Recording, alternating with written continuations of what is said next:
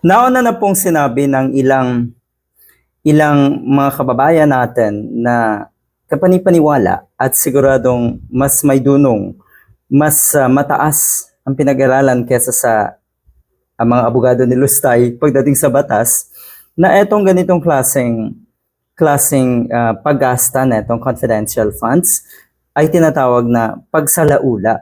Pagsalaula, yun yung term eh.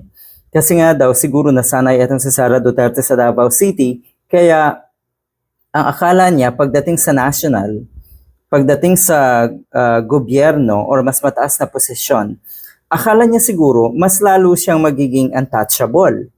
So ngayon, feeling untouchable pa rin daw itong si Sara Duterte. Nakalimutan mo ata na marami pa rin tayong mga kababayan na mas alam, mas titignan yung good governance, mas titignan yung accountability ng mga politiko kesa sa mga katulad nyo na sinasalaula nga yung mga ganitong klaseng proseso.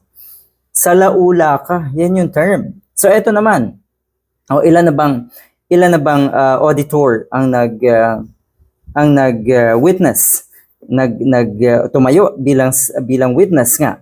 Ilan na ba? Dalawa na. At pareho sila ng sinasabi na walang kaukulang dokumento at mga tamang resibo yung liquidation sa paggastos nga na itong 612.5 million. At ito po ay napipintong ipabalik ng COA. Paano yan? Siguro na may kaya ito ni Sara Duterte kasi nga bilyon-bilyon naman daw yung dumaan sa bangko na itong si Lustay.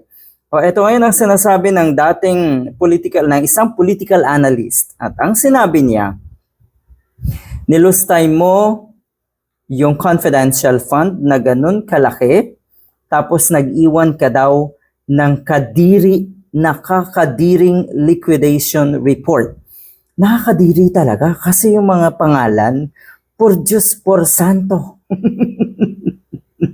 Yung mga pangalan ng mga recipient ko ay talagang hindi lang katawa-tawa, kadiri talaga.